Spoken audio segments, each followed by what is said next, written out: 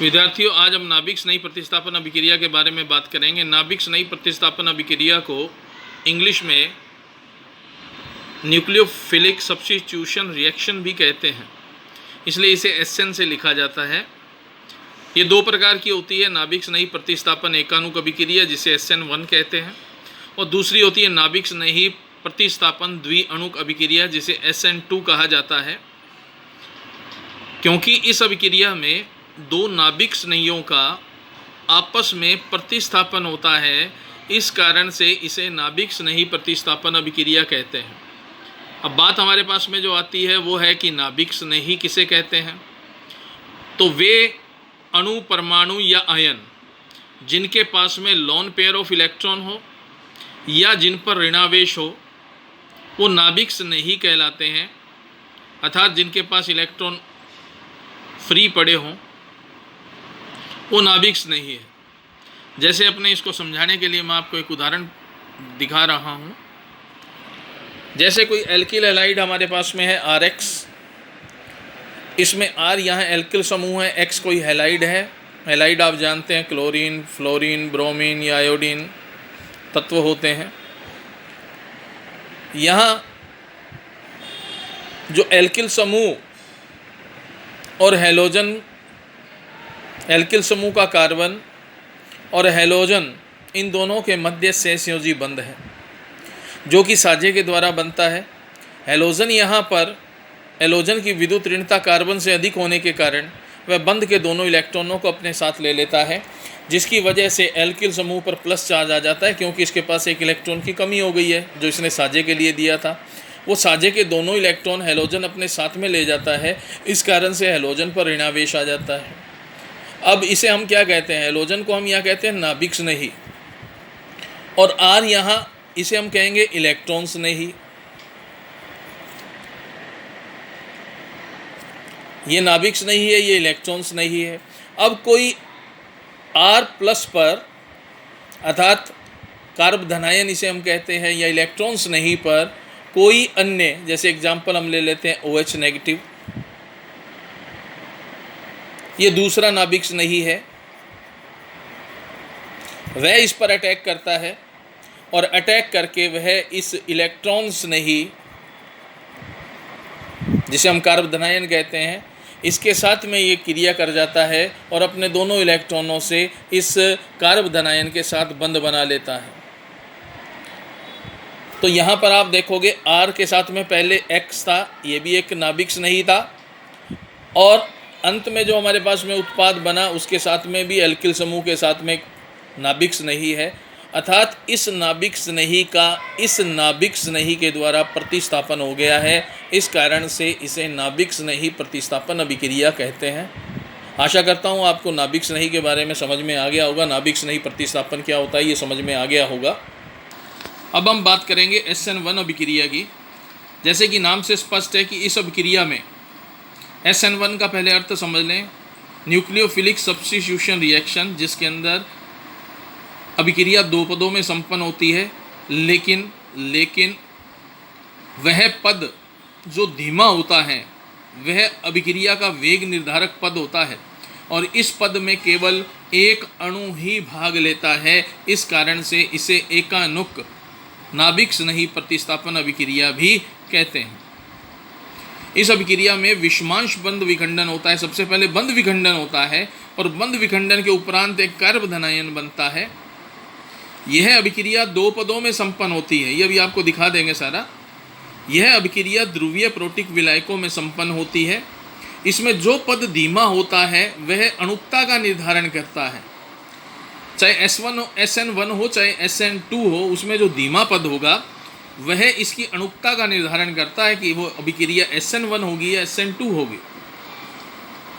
इसमें कार्ब धनायन बनता है। अब हमें पता होना चाहिए कि जो कार्ब धनायन होता है उसका स्थायित्व का क्रम क्या होता है। ये 11th क्लास में आप लोग पढ़ चुके हैं, फिर भी दोबारा से एक बार रिपीट कर रहे हैं। यहाँ देखोगे यह कार्बन जिस पर धन आवेश है, इस कार्बन को कार्ब धनायन कहते हैं। यह जितने अन्य कार्बन से जुड़ा होता है वह इसकी डिग्री कहलाती है।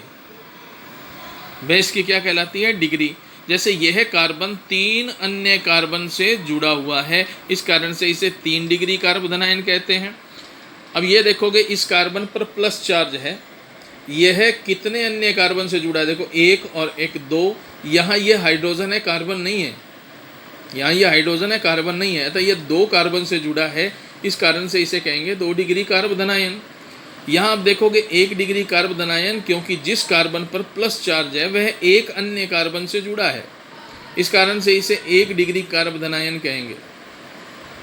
और इनका जो स्थायित्व का क्रम होता है वो 3 डिग्री का स्थायित्व, क्रियाशीलता का क्रम नहीं है, ये स्थायित्व का क्रम है। 3 डिग्री का जो स्थायित्व है वह अधिक होता है 2 डिग्री का उससे कम और 1 डिग्री का उससे कम।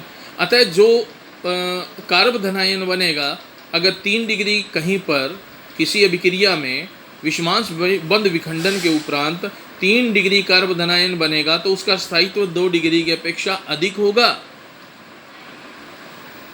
और वह तेजी से क्रिया करेगा। इसी प्रकार जो 1 डिग्री है उसका स्थायित्व कम होगा।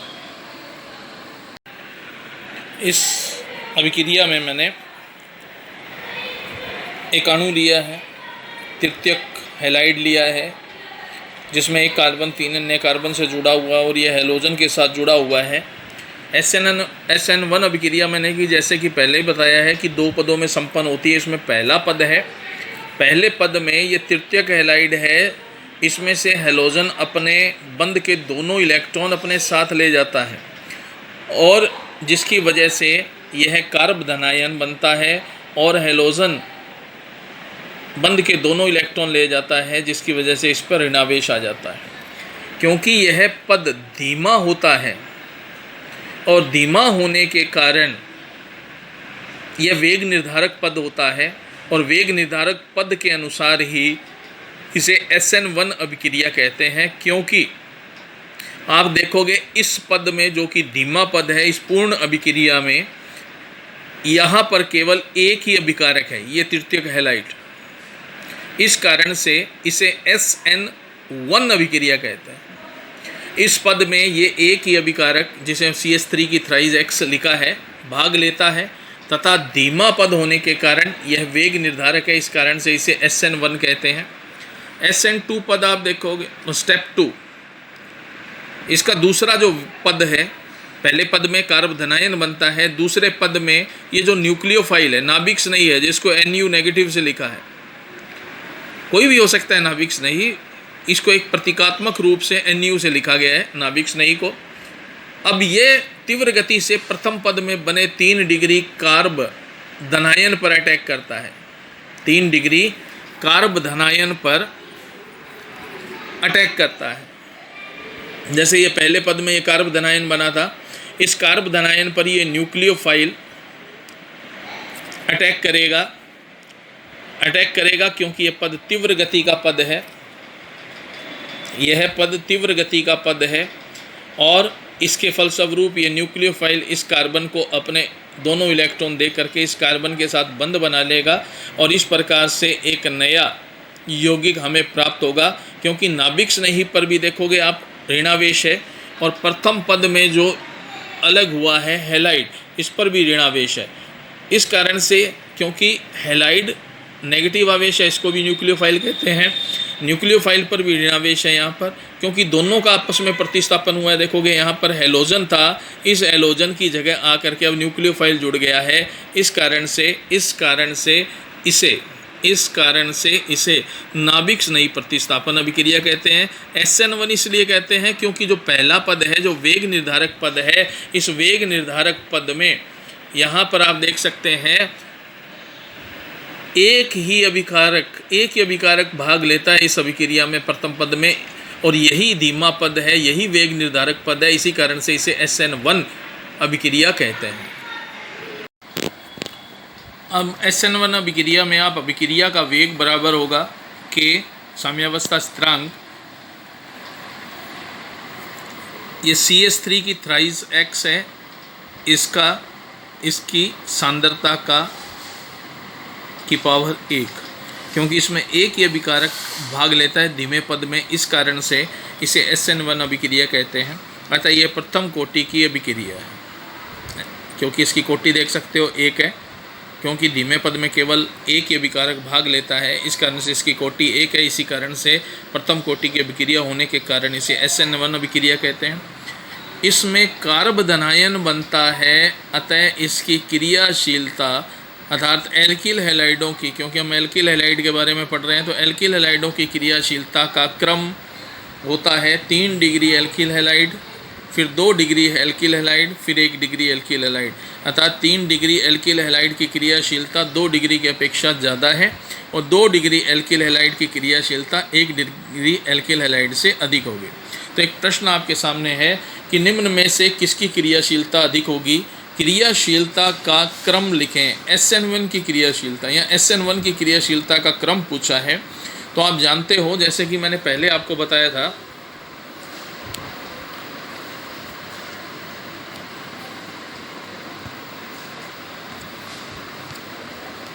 कि जो कार्बधनायन है इसका स्थायित्व का क्रम होता है 3 डिग्री, ज़्यादा स्थायी होता है 2 डिग्री, उससे कम स्थायी 1 डिग्री, उससे कम स्थायी होता है। तो वह एल्किल हैलाइड जो ये धनायन बनाएंगे, हम जानते हैं पहले स्टेप में धनायन ही बनता है, जो 3 डिग्री बनाएगा वो ज़्यादा स्थायी होगा, जो 2 डिग्री बनाएगा वो कम स्थायी होगा, और जो 1 डिग्री बनाएगा कम स्थायी होगा। तो सबसे ज़्यादा SN1 अभिक्रिया के अंदर वह ज़्यादा स्थायी होगा जो 3 डिग्री कार्बधनायन बनाएगा।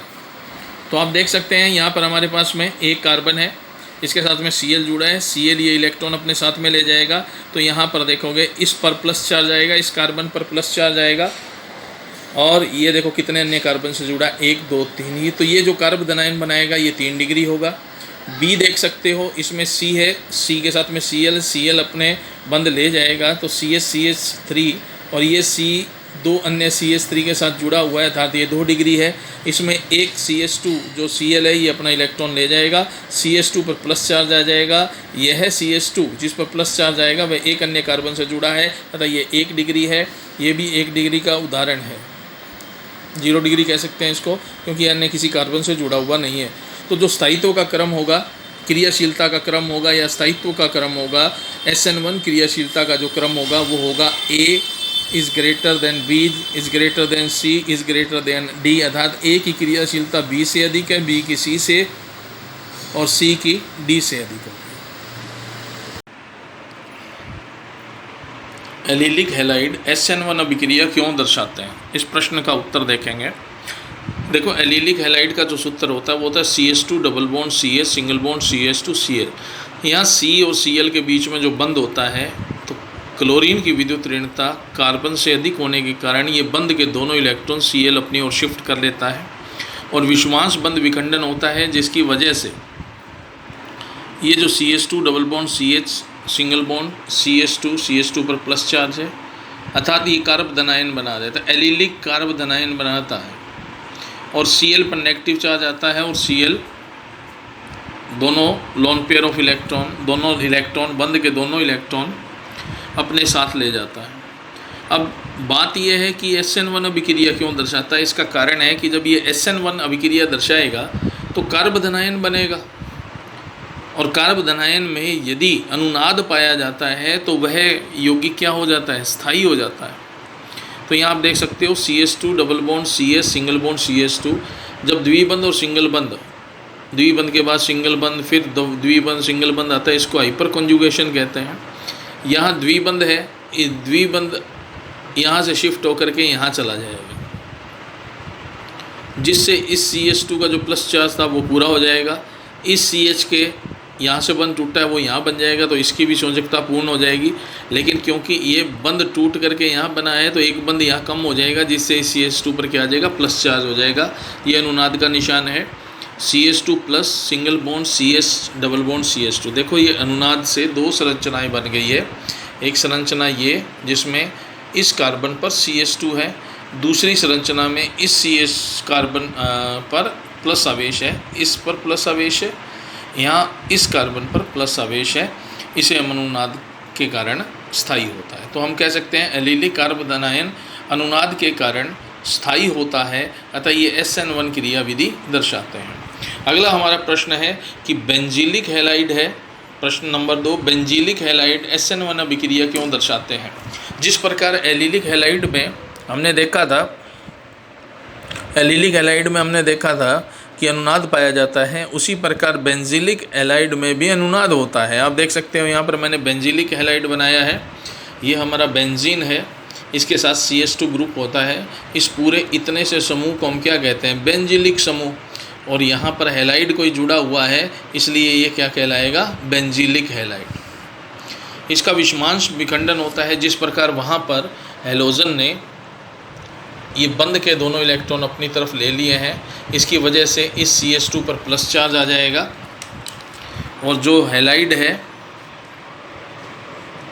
वो दोनों इलेक्ट्रॉन अपने पास रख लेगा और इस पर माइनस चार्ज आ जाएगा।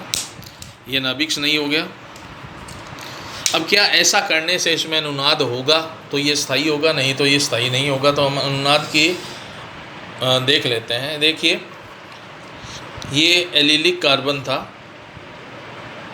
बेंजीलिक कार्बन था। इस कार्बन से इसके पास वाला जो द्विबंध है उसने अपने दोनों इलेक्ट्रॉन यहाँ शिफ्ट कर दिए बेंजीन रिंग और कार्बन के बीच में जो बंध है, जिससे ये द्विबंध बन जाएगा। जब ये द्विबंध होगा, यहाँ से बंध टूट गया है, यहाँ से ये बंध टूट गया है, जिसकी वजह से इस कार्बन पर प्लस चार्ज आ गया। अब ये इसका साथ वाला बंध यहाँ से टूट करके यहाँ बंध बनाएगा, तो इसकी संयोजकता पूर्ण हो जाएगी। लेकिन क्योंकि इस कार्बन और इस कार्बन के बीच में जो बंध था वो भी यहाँ शिफ्ट हो जाएगा, तो इस कार्बन पर प्लस चार्ज आएगा। ये देखो, इस कार्बन पर प्लस चार्ज आ गया। इस कार्बन के प्लस चार्ज को हटाने के लिए ये जो द्विबंध है, इस द्विबंध का शिफ्ट यहाँ हो जाता है साथ वाले कार्बन पे, तो इसकी संयोजकता पूर्ण हो जाती है, इस कार्बन की संयोजकता पूर्ण हो जाती है, परंतु इस कार्बन की संयोजकता पूर्ण नहीं हो पाती है, तो इस पर प्लस चार्ज आ जाता है। अब यहाँ से ये जो द्विबंध है ये यहाँ शिफ्ट हो जाएगा, इलेक्ट्रॉन यहाँ द्विबंध बन जाएगा, जिससे इसकी संयोजकता, इस कार्बन की संयोजकता पूर्ण हो जाएगी, इस कार्बन की संयोजकता पूर्ण हो जाएगी, लेकिन इस कार्बन की संयोजकता पूर्ण नहीं होगी, तो इस पर प्लस चार्ज आ जाएगा। इस प्रकार पहला जो ग्रुप था, इसमें यहाँ देखोगे ये द्विबंध और ये स्ट्रक्चर थी, और यहाँ अंत में पहुँचते पहुँचते देखो बंध ट्रांसफ़र हो गया है।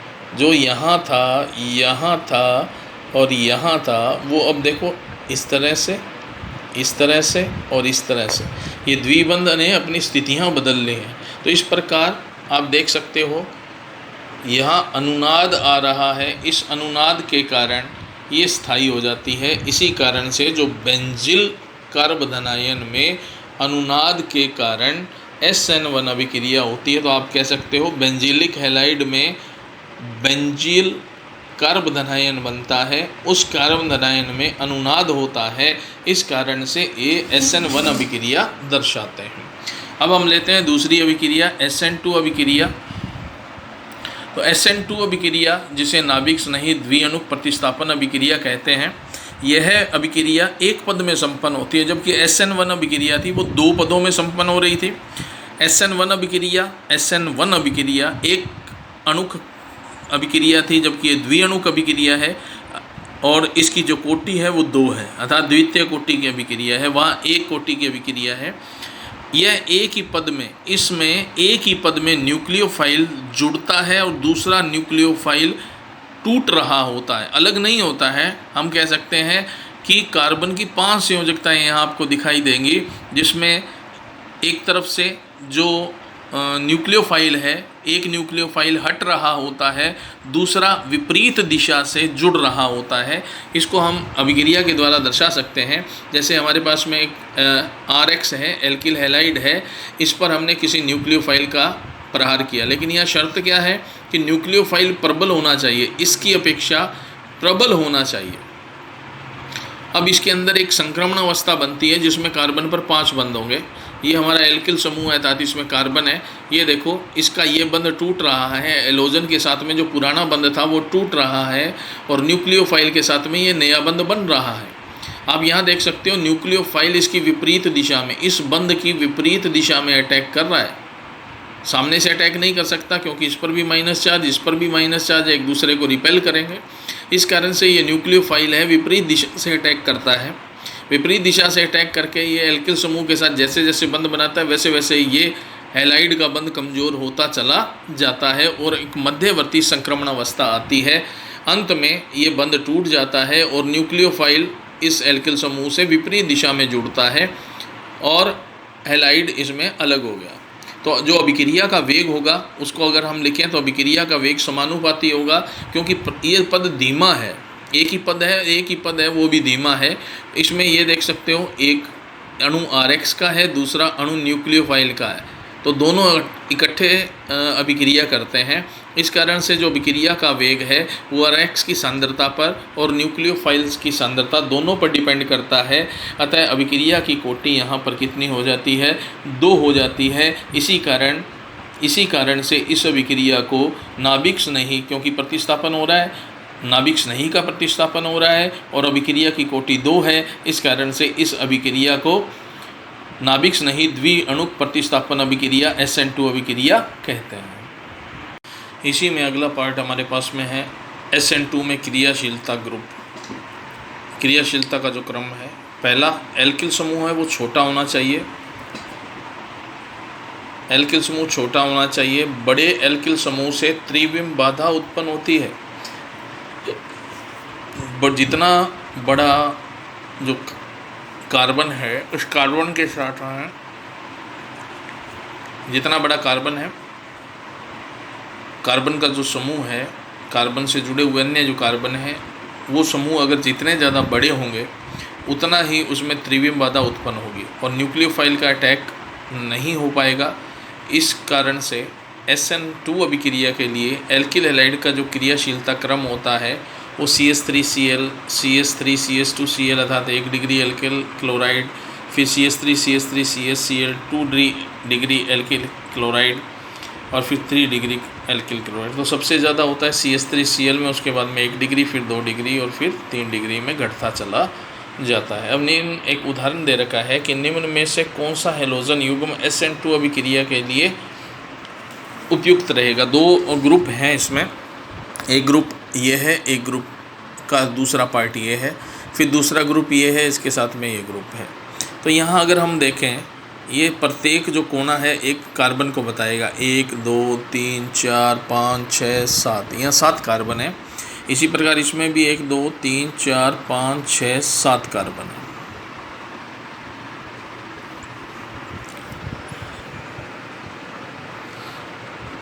एक 2 3 4 5 6 और यहाँ पर ये जुड़ा हुआ है तो 6 कार्बन है। सॉरी, 1 2 3 4 5 6 और यहाँ पर Cl, तो 6 कार्बन यहाँ है, 6 कार्बन यहाँ है। कार्बन की संख्या दोनों में सेम है। यहाँ आयोडीन ग्रुप है और यहाँ Cl क्लोराइड ग्रुप है। तो यहाँ आप देख सकते हैं ये 1 डिग्री हैलाइड है, ये भी 1 डिग्री हैलाइड है। इसको मैंने, इसकी क्रियाशीलता इज़ ग्रेटर देन क्लोराइड की क्रियाशीलता। इसका कारण क्या है? इसका कारण है कि इसमें जो Ci बंध है, यहाँ C और ये I बंध है, ये इसकी लंबाई ज़्यादा है, अतः आसानी से टूटेगा, इसलिए ज़्यादा क्रियाशील है। जबकि इसमें जो C और Cl का जो बंध है वो बंध, क्योंकि Cl का आकार छोटा है, वहाँ आयोडीन का आकार बड़ा है, अतः बंध लंबाई यहाँ छोटी होगी और छोटी बंध लंबाई को तोड़ना मुश्किल होता है, इसलिए इसकी क्रियाशीलता Ci की तुलना में Cl की क्रियाशीलता कम होगी। इसलिए यहाँ पर हमने लिखा है इस ग्रुप की क्रियाशीलता अधिक है जबकि क्लोराइड के ग्रुप की क्रियाशीलता कम है। अब हम दूसरे पर विचार करते हैं। ये साइक्लोहेक्सेन है, यहाँ CH2 ग्रुप है और यहाँ हैलाइड है। इसी प्रकार यहाँ साइक्लोहेक्सेन है, इसके साथ में डायरेक्ट CX जुड़ा हुआ है। तो यहाँ देख सकते हैं हैलोजन के साथ में जुड़ा हुआ कार्बन कितने डिग्री कार्बन है, तो देखेंगे यहाँ ये एक और कार्बन से जुड़ा हुआ है, ये वाला। इसका मतलब ये क्या है, 1 डिग्री है। और यहाँ पर हैलोजन जिस कार्बन से जुड़ा है, इस कार्बन से जुड़ा हुआ है, ये 2 अन्य कार्बन से जुड़ा हुआ है, इसका मतलब ये 2 डिग्री है। देख सकते हैं 1 डिग्री 2 डिग्री, क्योंकि हमने SN2 अभिक्रिया देखनी है तो SN2 अभिक्रिया में 1 डिग्री ज़्यादा क्रियाशील है जबकि 2 डिग्री कम क्रियाशील है। एग्जाम्पल एक और हमारे पास में है C6H5CS2Br ए है, बी हमें दिया हुआ है C6H5CS C6H5Br, तीसरा हमें दिया हुआ है C6H5CS CS3Br, C6 चौथा में दिया हुआ है C6H5CH3 और यहाँ एक H लगवा देता है, ठीक है।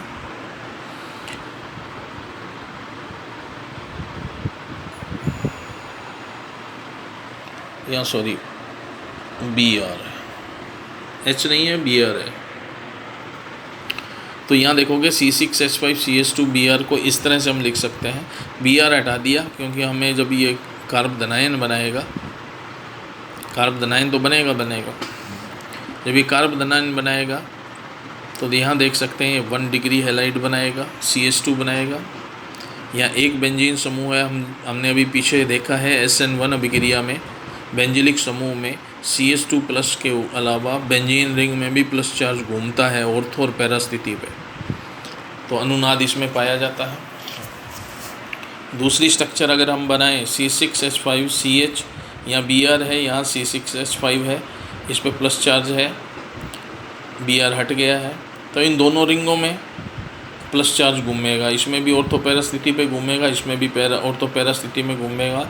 और जिस कार्बन से ये Br जुड़ा था ये कार्बन 2 अन्य कार्बन से जुड़ा हुआ है, तो ये 2 डिग्री हैलाइड है। तीसरा हमारे पास में जो था C6H5CS3Br, तो ये देखोगे C6H5CS3 यहाँ से Br हटा दिया, इस पर प्लस चार्ज आ गया, कार्बोनाइन बना दिया। तो हम जानते हैं कि जो प्लस चार्ज है वो यहाँ घूमेगा और साथ में ये 2 डिग्री हैलाइड है। बी और सी की हम तुलना करें, दोनों 2 डिग्री हैलाइड है, बी और सी दोनों 2 डिग्री हैलाइड है, लेकिन यहाँ अनुनाद केवल एक रिंग में हो रहा है, यहाँ अनुनाद 2 रिंग में हो रहा है। तो 2 रिंग वाला ज़्यादा क्रियाशील होगा, अनुनाद जितना ज़्यादा अनुनाद होगा उतना ज़्यादा स्थायी होगा, उतना ज़्यादा ही वो क्रियाशील होगा। डी में यदि हम देखें, इसका Br हटा दिया है, C6H5 और यहाँ CH3, तो ये कार्बन 3 अन्य कार्बन से जुड़ा हुआ है। देखो 1 2 3, तो अतः ये जो कार्बन है जिससे एलोजन ग्रुप जुड़ा हुआ था वो 3 डिग्री हैलाइड है और 2 बार रिंग में, एक बार अनुनाद यहाँ होगा, एक बार अनुनाद यहाँ होगा, तो 2 बार रिंग में अनुनाद होता है।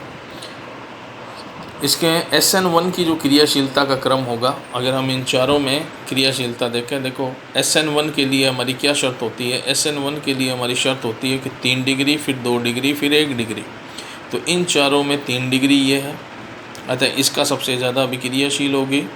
फिर 2 डिग्री एक ये है हमारे पास में, एक ये, दोनों 2 डिग्री है, लेकिन इसमें अनुनाद ज़्यादा है, इसमें अनुनाद कम है, तो इसका अभिक्रियाशीलता ज़्यादा होगी। अतः हम यहाँ लेंगे D is greater than B। 2 number पे B आएगा, 3 नंबर पे C आएगा क्योंकि 2 डिग्री हैलाइड है, और चौथे नंबर पर 1 डिग्री हैलाइड हम लेते हैं SN1 के लिए।